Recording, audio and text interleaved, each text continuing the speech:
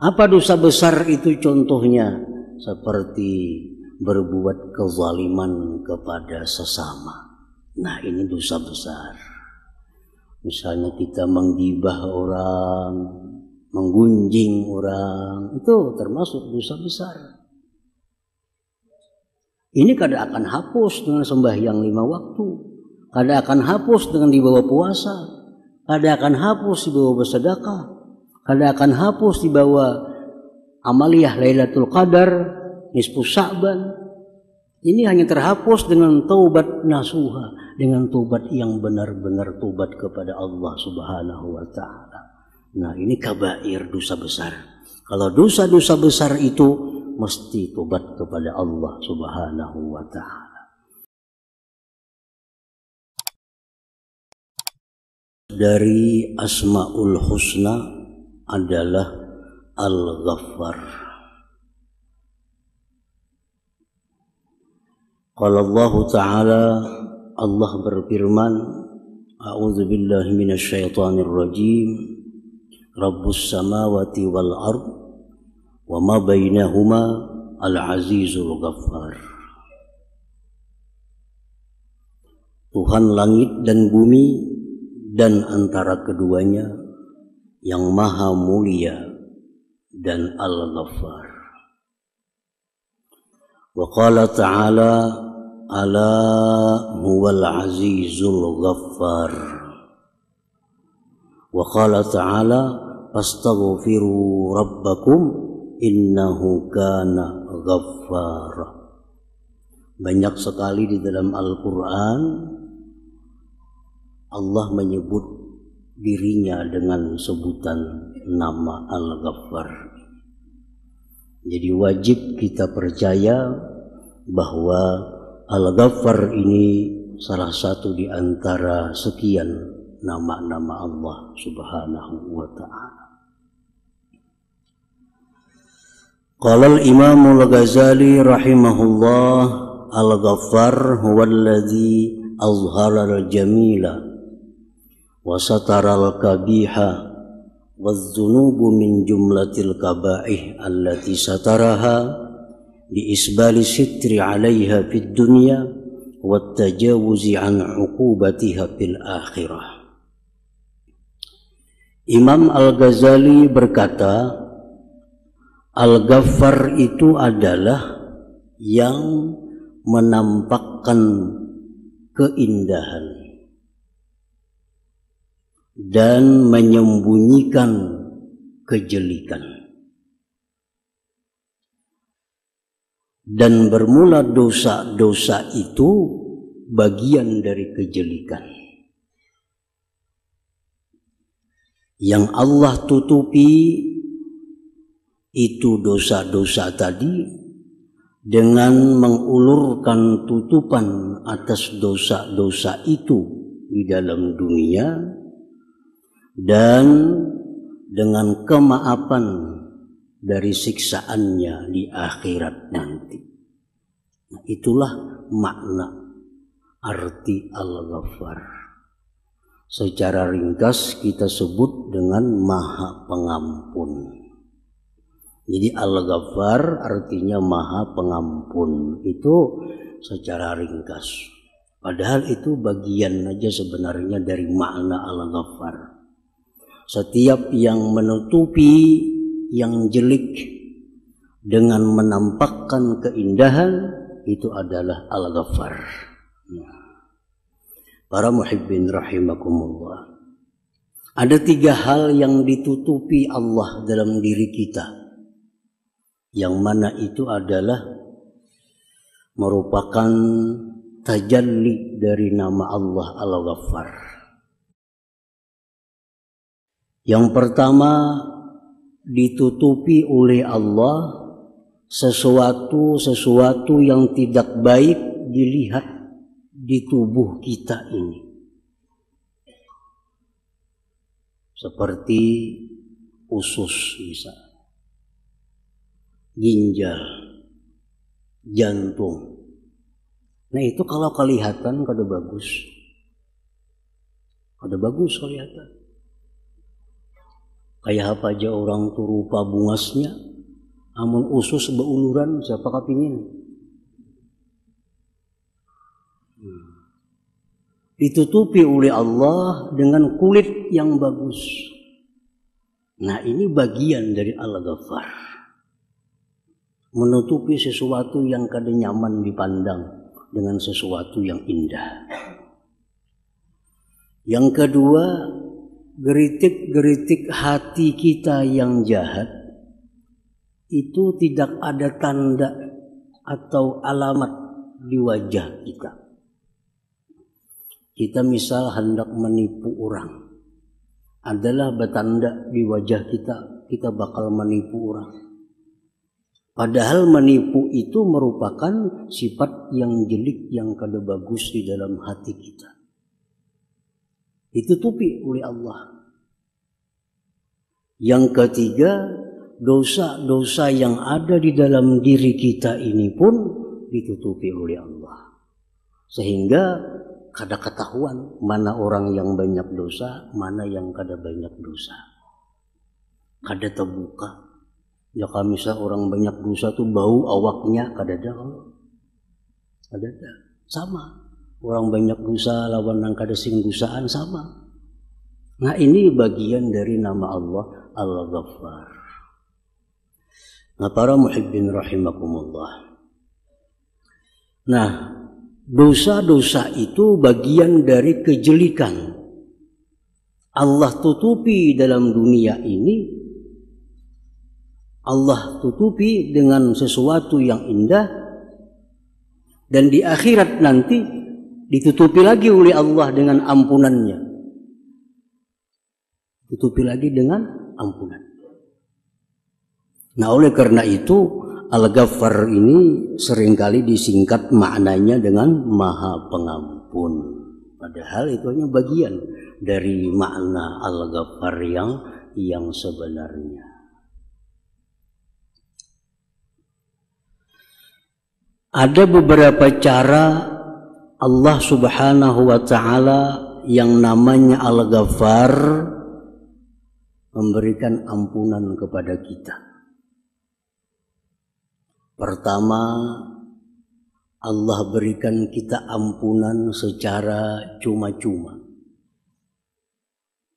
Tanpa kita minta ampun kepada Allah, kita diampuni. Tanpa kita minta maaf kepada Allah, kita dimaafi. Itu pertama, Allah akan memberikan ampunan secara cuma-cuma itu terjadi pada malam nisfu Sya'ban contohnya. Nah, malam nisfu Sya'ban. Rasulullah sallallahu alaihi wasallam bersabda, "Yattali'ullah tabarak wa ta'ala ila khalqihi lailatan nisfi min Sya'ban, fa yaghfiru li jami'i khalqihi illa li musyrikin aw musyahin." Rawahu Ibnu Majah wa sahahul Albani. Allah menampakkan rahmatnya yang khusus pada malam nisfu Sya'ban itu. Allah ampuni sekalian makhluknya kecuali yang menyekutukannya, kecuali yang musyrik atau orang yang berbantah-bantahan. Oleh para ahli hadis, maksudnya berbantah-bantahan itu orang yang kada batagur sapa lebih 3 hari. Jadi kalau selain musyrik, selain orang yang berbantah-bantahan, asalkan dia beriman kepada Allah dan Rasul, pada malam nisfu Sya'ban itu dia dapat ampunan dari Allah Subhanahu wa Ta'ala, walaupun dia tidak minta ampun. Walaupun inya guring sama laman malam itu. Kada tahu 4 orang berjias, kada tahu orang 4 sembahyang maghrib berjamaah. Guring malam itu. Cuma inya kada musyrik dan inya kada ada bantah-bantahan lawan orang. Nah, maka orang ini dapat ampunan dari Allah Subhanahu wa taala. Dosa apa yang diampuni Allah itu hanya Allah yang tahu. Pokoknya ada di antara sekian dosa kita yang dihapus, diampuni oleh Allah Subhanahu wa taala. Para muhibbin rahimakumullah. Yang kedua, cara Allah memberikan ampunan itu dengan berbuat amal saleh. Allah Ta'ala berfirman, wa aqimis salah tarafain nahar wa zulafam minal lail innal hasanat yudhibnas sayyiat. Dirikan sembahyang 5 waktu. Sesungguhnya kebaikan-kebaikan itu menghilangkan kejahatan. Dengan berbuat baik, secara otomatis ada dosa yang diampuni Allah. Walaupun kita kadang minta ampun kepada Allah dosa itu. Satu contoh, di zaman Rasulullah SAW ada seorang laki-laki pedagang kurma. Laki-laki ini batuku kurma. Nah, waktu itu datang seorang perempuan hendak nukar kurma. Pilih kurma. Binian nih. Jarna ampun pokok nang baik di dalam kurmanya. Hendak nang baik di dalam. Masuk ke dalam si bini-bini tadi. Nah, begitu masuk ke dalam si bini-bini tadi, dipeluknya oleh si laki-laki tadi, diciuminya bini-bini. Berbuat segala macam kecuali hanya satu selain daripada zina. Nah, keluar perempuan tadi. Laki-laki ini sadar, kalau Rasulullah tahu perbuatanku ini kayak apa aku. Kalau turun kena wahyu kayak apa. Datang laki-laki ini kepada Rasulullah SAW. Ya Rasulullah, ulun telah melakukan hal-hal yang kada bagus ini. Dan ulun siap menerima hukuman apapun yang diberikan. Asal diridai oleh Allah dan Rasul. Rasulullah pun marah pada waktu itu. Engkau telah berkhianat kepada seorang perempuan yang istrinya sedang berjuang fisabilillah. Ini laki-laki si perempuannya sedang jihad. Nah, Nabi kita marah. Ikam ini jar Nabi, lakinya berperang. Ikam kaitulah bininya. Makin sedih laki-laki tadi. Rasulullah pun tertunduk Rasulullah. Lalu turun ayat Al-Quran. Wa aqimis salah tarafain nahar wa zulafam minal lail innal hasanat yudhibnas sayyiat. Artinya jar Nabi, ikam sembahyang tadi 5 waktu sembahyang. Nah, itulah menghapus dosa-dosa engkau tadi. Jadi dosa seperti itu bisa dihapus dengan sembahyang 5 waktu tanpa perlu tobat kepada Allah Subhanahu wa ta'ala.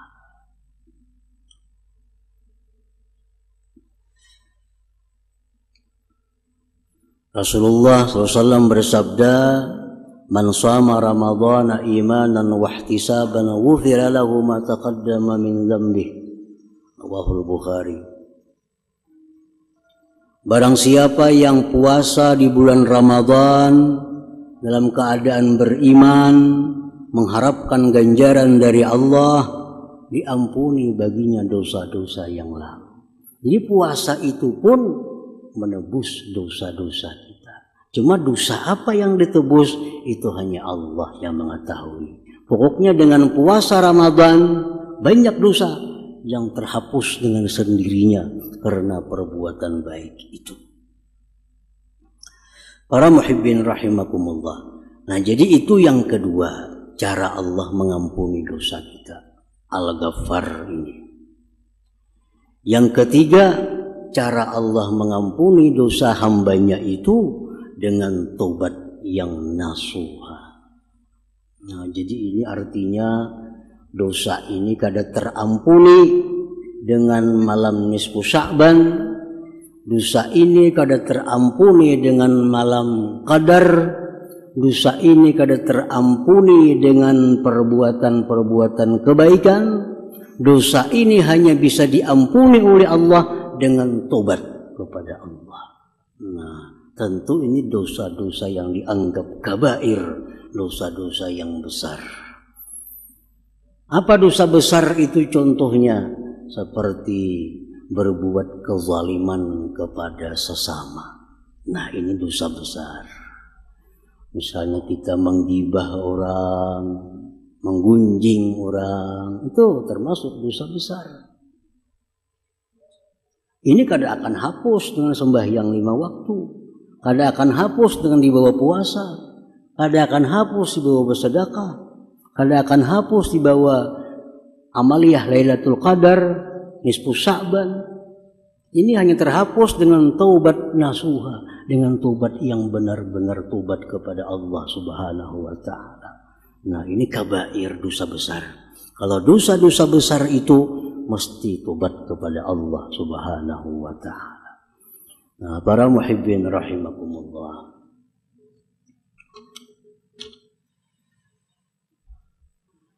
Al-mu'min bismillahil ghaffar ayyastura min ghairihi ma yajibu ayyastura minhu.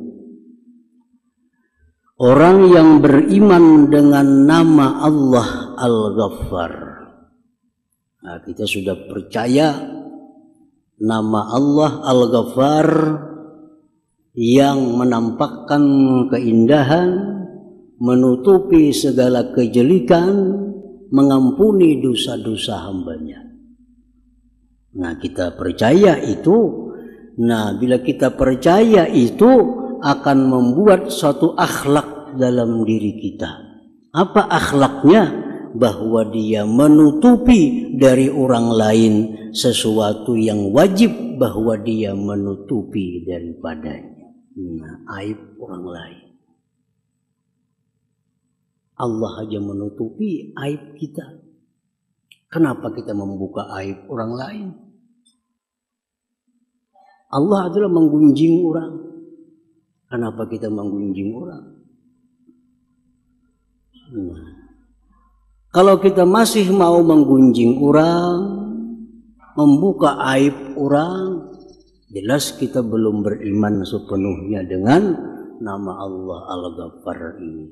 Hanya tahu aja Al-Ghaffar nama Allah artinya Maha Pengampun, tapi belum beriman sepenuhnya. Buktinya apa? Buktinya belum membuahkan hasil. Nah, kita sembahyang itu hasil daripada iman kita. Kita puasa itu hasil dari iman kita. Kita berzakat itu hasil dari iman kita. Nah, kita menutupi aib-aib orang itu pun buah dari iman kita.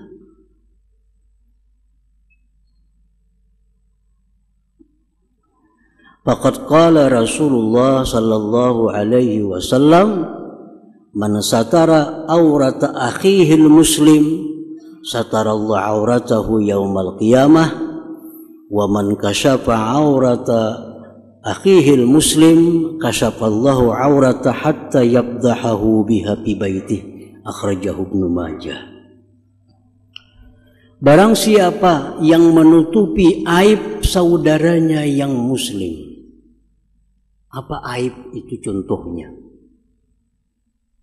Perbuatan maksiat yang dilakukan oleh kawan kita secara sembunyi itu aib. Itu aib. Misalnya apa?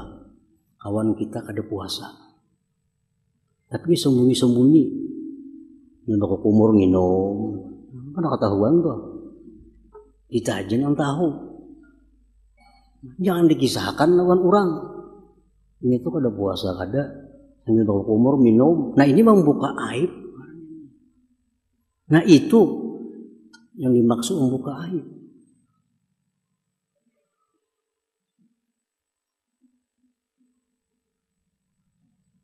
Jadi maksiat-maksiat yang tersembunyi dari diri seseorang itu dikatakan aib. Jangan dikisahkan. Jangan dikisahkan. Ada saatnya kita boleh membuka aib itu pada waktu-waktu tertentu. Misalnya apa? Memberikan satu pendapat kepada orang yang minta pendapat kepada kita. Nah itu boleh kita membuka aib. Kita tahu orang itu penipu.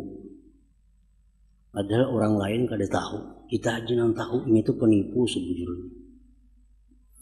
Nah, ada kawan kita minta pendapat. Ulun hendak berdagang bersamaan lawan inyan itu kayak apa pendapat pian. Kita tahu ini itu penipu. Nah, di situ kita boleh membuka aib, tapi hanya untuk satu orang ini. Jangan berkongsi lawan inya. Inya itu sepengetahuanku penipu. Boleh. Karena ada alasan di mana kita membuka aib itu.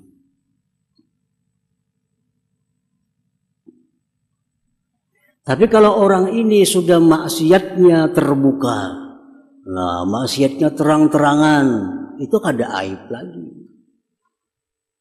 Dikisahkan kemana-mana pun kita kada berdosa, kada menggunjing lagi. Orang ini sudah kada malu berbuat maksiat di tengah-tengah orang banyak, mabuk di tengah orang banyak, kada puasa berukuk di mana-mana misalnya. Itu sudah hilang malu. Nah, orang yang hilang malu ini bukan satu aib bagi dirinya, itu kita kisahkan ke lain, bukan membuka aib orang, karena inya sendiri sudah membuka aibnya itu kada jadi masalah. Yang jadi masalah ini orang yang berbuat maksiat dan dia sembunyikan maksiatnya, tapi kita tahu, nah jangan dibuka aibnya. Para muhibbin rahimakumullah, kita tahu umpamanya bini-bini ini berselingkuh dengan laki-laki lain. Padahal ada lakinya. Jangan diberitahu. Kalau hanya kita yang tahu. Kita yang tahu ini tuh berselingkuh lawan laki-laki lain. Kada boleh kita mengisahkan ini kemana jua pun kada boleh. Itu aib bagi dirinya. Kecuali nya maarak lakinya kasih tu kamari, nah itu sudah kada aib lagi ngarannya. Kalau nya masih sembunyi, berarti itu satu aib. Nah, jangan dikisahkan kemanapun, itu aib.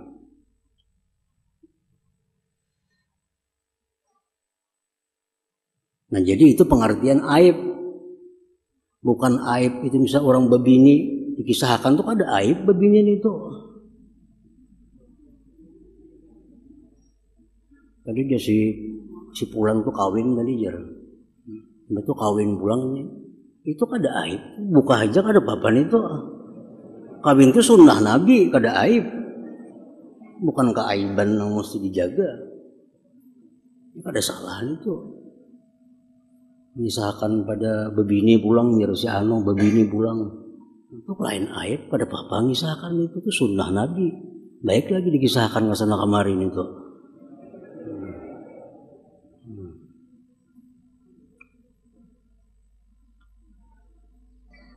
Qala Imamul Ghazali, nah, jadi tadi siapa yang menutupi keaiban saudaranya yang muslim, Allah tutupi aibnya pada hari kiamat. Hari kiamat disimpan Tuhan aib kita. Bahkan menurut pensarah hadis ini, orang yang dalam dunia itu menjaga, memelihara, menutupi aib saudaranya, di akhirat nantinya dia akan dihisap oleh Allah di suatu tempat yang tidak dilihat dan didengar oleh orang lain. Di sidang, tapi di tempat yang kada diketahui oleh orang lain. Orang lain kada mendengar, kada melihat. Jadi apapun aib yang dibongkar oleh Allah, orang lain kada tahu. Karena dia dalam dunia suka memelihara, menutupi aib sesamanya itu. Wa man kasyafa aurata akhihil muslim kasyafallahu auratah. Siapa yang suka membuka aib sesama muslim, nah Allah buka nanti aibnya. Aib seorang pun tak buka surangannya kayaknya. Sehingga Allah permalukan dia dengan aibnya itu di rumahnya sendiri. Walaupun di rumah dia berkurung kadang tahunya orang. Padanya tuh kada puasa kadang tahunya. Bininya kada tahu padanya kada puasa. Tapi karena dia suka membuka aib orang lain, ketahuan kayaknya akhirnya. Walaupun dia di rumah. Nah, siapa yang membuka aib saudaranya muslim, Allah akan buka auratnya sehingga Allah permalukan dia di dalam rumahnya sendiri. Nah, para muhibbin rahimakumullah. Qala al-Imam al-Ghazali wal mughtab wal mutajassisu bimu'zalin an hadzal wasfi. Orang yang suka menggibah, ujar Imam Ghazali, orang yang suka menggibah, orang yang suka mencari-cari kesalahan orang lain jauh daripada beriman dengan Al-Ghaffar ini. Aib-aib orang lain dicari, kesalahan orang ditutupi lagi, ini dicari-cari kesalahan orang. Nah ini orang jauh sekali daripada beriman dengan nama Allah Al-Ghaffar ini. Wa innamal muttasifu bihi man la yubsi min khalqillahi ta'ala illa ahsana ma fihi. Orang yang beriman dengan Al-Ghaffar, orang yang tidak membuka dari makhluk Allah kecuali yang terbaik pada makhluk Allah itu. Wala yanfaqu makhluqun an kamalin wa naqsin wa an qubhin wa husnin.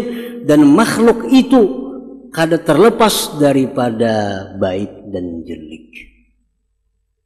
Makhluk manapun, apapun makhluk itu, kada terlepas dari kebaikannya, ada kejahatannya.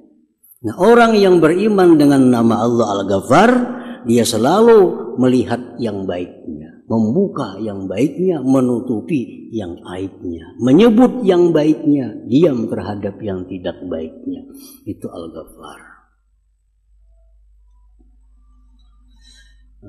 Para muhibbin rahimakumullah. Nabi Isa alaihissalam satu hari lewat dengan sahabatnya jalan, bertamu lawan bangkai anjing. Lalu jadi sahabat Nabi Isa, mau bau buruknya bangkai anjing ini. Nah, itu kan menyebut yang kada bagus tuh, bau buruknya bangkai anjing. Apa jawab Nabi Isa? Ujar Nabi Isa, alangkah putihnya gigi anjing ini. Alangkah putihnya gigi anjing ini. Itu yang terbaik. Setiap manusia pasti ada sisi baik, ada sisi buruk, walaupun sedikit. Ngarannya manusia selain daripada orang-orang tertentu, ada kebaikannya, ada kejahatannya. Nah, paman taghafala anil maqabih wa zakaral mahasin fahuwa dzu nasibin min hadzal wasfi. Orang yang tidak melihat, melalaikan, melingahkan kejelikannya dan hanya menyebut kebaikan-kebaikannya, itulah orang yang beriman dengan nama Allah Al-Ghaffar ini. Nah, para muhibbin rahimakumullah. Jadi Al-Ghaffar, nama Allah yang ke-15 ini, keimanan kita kepadanya menuntut kita untuk menutupi aib sesama dan hanya menyebutkan yang terbaik dari seseorang.